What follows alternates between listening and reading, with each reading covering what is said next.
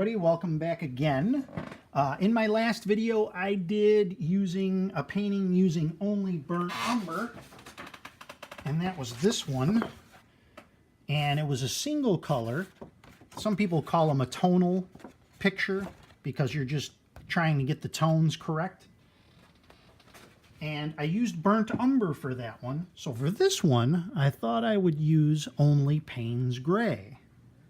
So we're back again to using one color.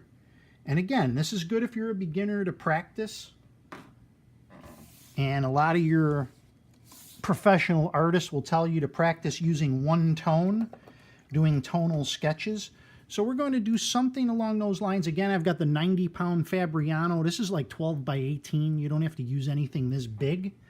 But I have this paper, so I kind of want to use it up. So first thing I'm going to do is I'm going to wet the paper all the way down. And my water bucket's got some dirty water in it, so if it looks a little on the brown side, that's why. But that's okay. Not going to hurt anything. So I'm just going to make something up as I go along, and we'll just see what happens. Now we're limited because with the sky, you know, when you do a sky, you can do ultramarine blue. You can put clouds in with a little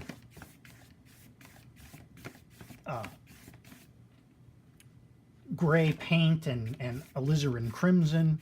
So with this, we can't really do that as much here. So what you almost have to do is, let's take a little bit of the Payne's gray, and so we'll make like a bit of a sky here on top.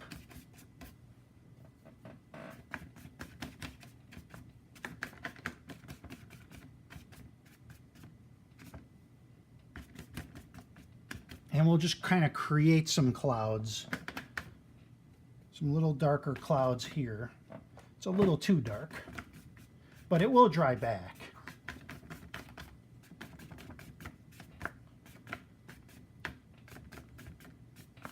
And just do these little sweeping movements with the brush is good for when you're doing clouds because it creates sort of that pattern. So just little sweeping motions. Okay, so let's put some on the bottom here too, just like in other videos where we have a little bit of water or something, just to create some color down here. Okay, so there's our background, and already it's starting to make sense. And if you want to too, you can take the tissue like I did in the last one. You can put in some clouds if you want to. I think this is sufficient to almost look like a cloud here, so I'm not going to do that here. You can make that more solid if you want to. So what are we going to put in here now? Let's see. Let's do a quick dry, just so we're not mixing anything. It's hard. You can do more wet in the wet with more colors. In this case, using the single color, it's better to dry it in between.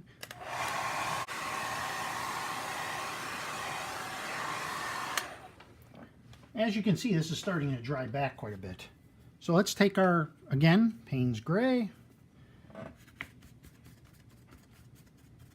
Now, if you don't have Payne's gray, you can take lamp black and mix it with blue, and you can get a Payne's gray out of it. So let's just make a tree line here. That's probably the simplest thing to do. Just a line of trees. Keeping our light in the back here.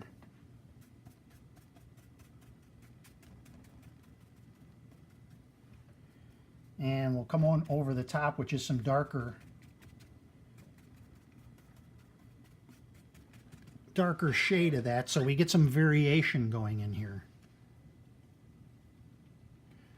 Okay, so let's go ahead and put a little,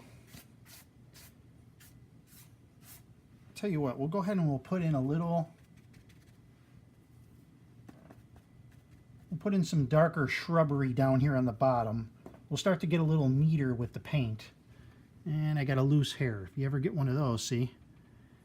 Pull that out. So a little bit neater with the paint. And we'll create some shrubs here.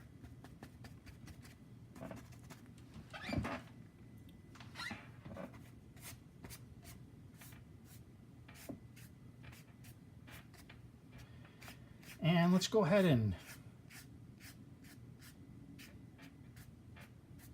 bring this in, we'll create a sort of a little bit of a river coming out of this back area here. We'll have a little bit of water here since we already have this. So let's bring this out. We're just doing quick sweeps, keeping it light because we can always come back in and make it darker. It's harder to take paint away than it is to add paint. So you can actually leave it like this now. I mean, you could leave it right here. Now I'd like to get a little bit more tones in here. Maybe we'll even put in a tree.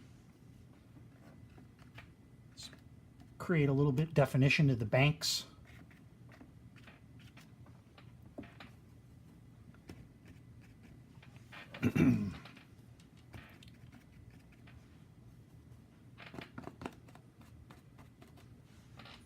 There's some shrubbery. And see, we've got a nice scene. Now, you don't want to overdo it too much. This Payne's gray is some pretty strong stuff.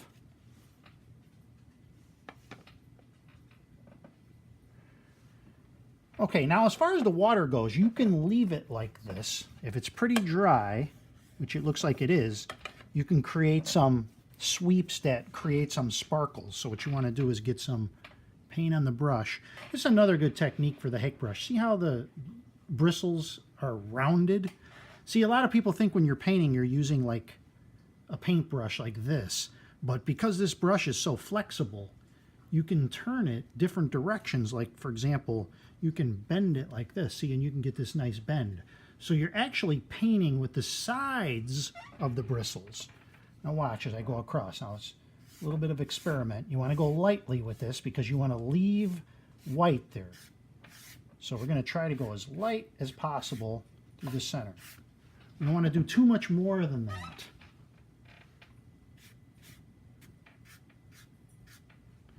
Or we'll lose everything. Now, if you want to go ahead and put in a tree or so, again, back into the neat paint, and we'll just put in a couple guys here.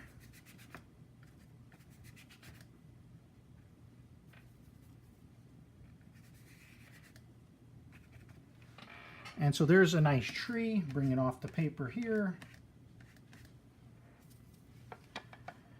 And if you wanna, you can give it a little scrape like I like to do. Instant bark.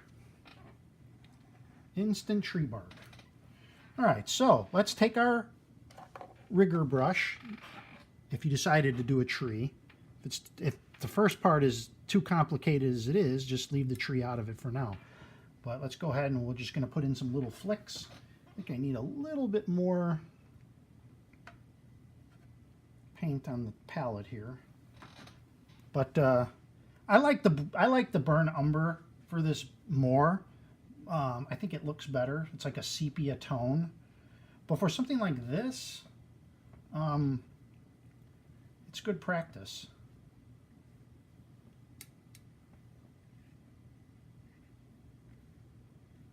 It almost has a wintry feel to it because of the colors, which is fine.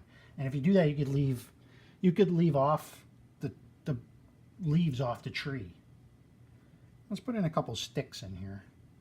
Matter of fact, let's put in some random little sticks in and around here.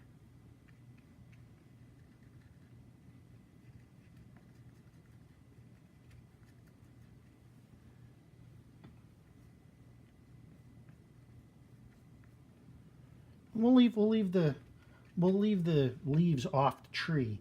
But if you did want to put leaves on, just take your Hake brush and dry off most of the paint and then muss it up a little bit and just poke it in there. And you can put some little leaves in there.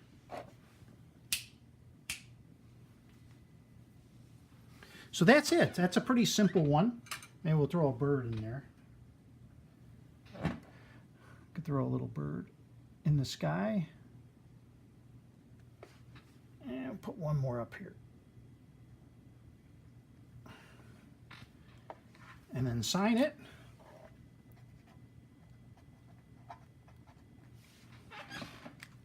And that's it. That's our simple easy single color painting using only Payne's gray. Let's zoom in. Now again, if we compare this, here was the other one, just to pull back and do a comparison. Again, I think I like the sepia look sort of better. But there is the Payne's gray. So it's a good exercise. Do it in both, and this will give you an idea of how things will look, so things look more distant, and you can practice on your tones. Well, thanks again for watching, everybody. I do appreciate it, and please give me a comment or subscribe so I know you're out there, and give me a comment, etc., etc. And you guys have a great day. Take care.